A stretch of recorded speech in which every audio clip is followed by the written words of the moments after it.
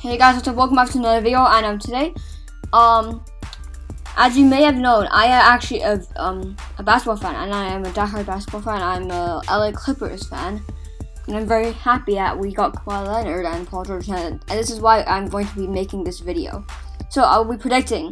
I'm gonna make my 2019-20 NBA predictions on the regular season, and who will be making the playoffs in each conference. So I'm going to start off with the Eastern Conference because I want to leave the Western Conference for the last because it's the more loaded conference. So in the East, I'm going to start from the number 8 spot, and I think that the Miami Heat will finish as the number 8 seed.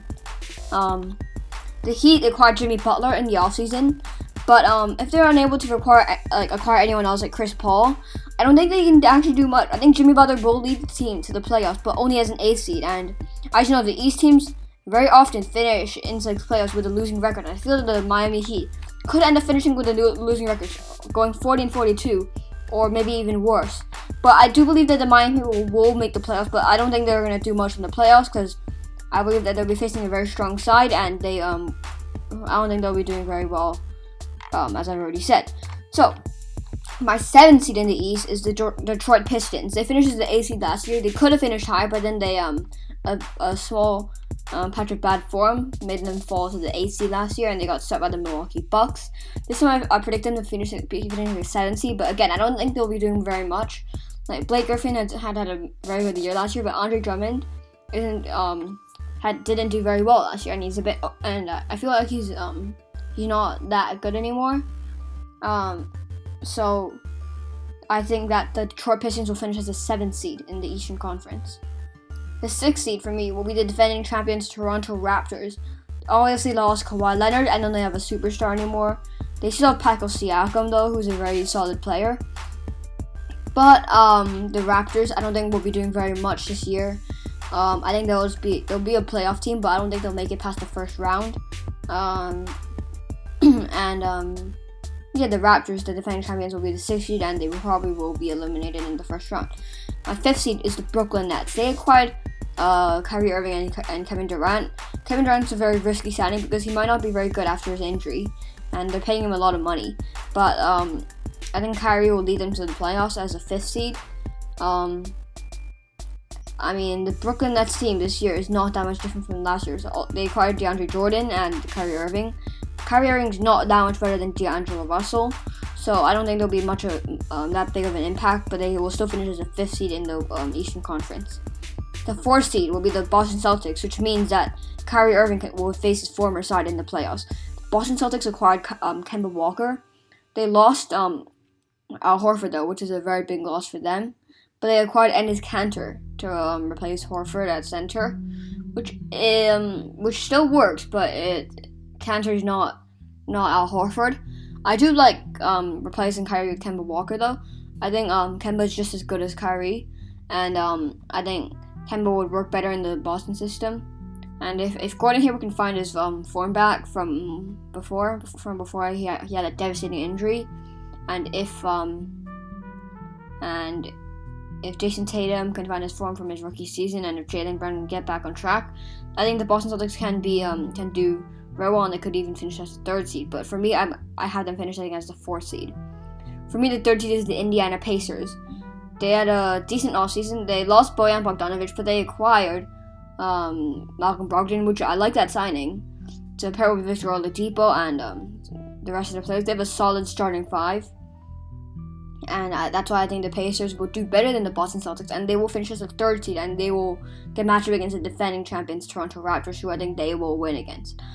My 2nd seed is the Philadelphia 76ers. Despite losing Jimmy Butler, I think they're still a very good side because they replaced Jimmy Butler with Al Horford, which is a good replacement. Even though Al Horford's a lot older in age, it's still a good replacement because Horford, because like the Sixers team is a massive team. Everyone's pretty big. I don't know about how Tobias Harris is going to do at small forward, however, because he's a power forward, but Horford's going to take his position because Horford does not play as a small forward. And they also replaced JJ Redick with Josh Richardson, which I also like. Richardson had a very good year in Miami, and to replace an aging Redick, I think that's a very good signing. For me, the top of the Eastern Conference will still be the Milwaukee Bucks. I don't like how they lost Malcolm Brogdon, but as he was a solid player on their team. But I still think they will do very well with Giannis MVP. They won't do as good as last year, but they're still going to do very, very good. And they're going to finish top of the Eastern Conference for me. Now let's move over to the Western Conference. And for me, the 8th seed will be the San Antonio Spurs. They've got a solid team, and for a lot of people are thinking they won't make the playoffs, but for me, they're definitely making the playoffs. They have a solid team. And last year, obviously, had a few injuries, which cost them finish as the 7th seed. But this year, they're going to finish as an 8th seed in the loaded Western Conference, and it's going.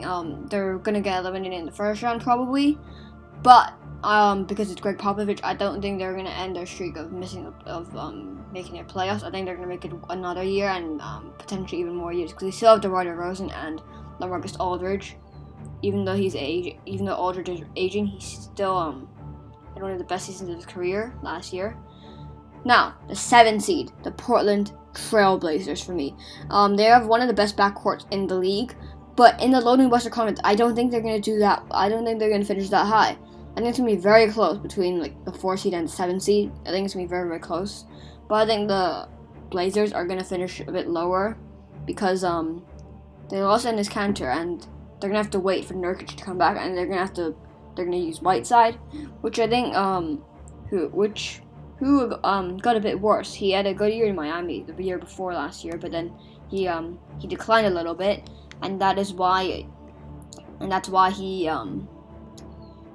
the Blazers, I think, will finish lower. Nurkic might not be at his best when he comes back from that devastating injury, and I just don't think the Blazers will do as good as the past 2 years, where they finished 3rd in the West.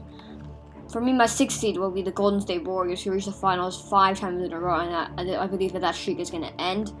Losing Kevin Durant was a big loss for them, because he showed how important he was to the team when they lost to the Raptors. Klay Thompson will also be out for most of the season, and that's why they got D'Angelo Russell. But D'Angelo Russell's a point guard, not really a shooting guard,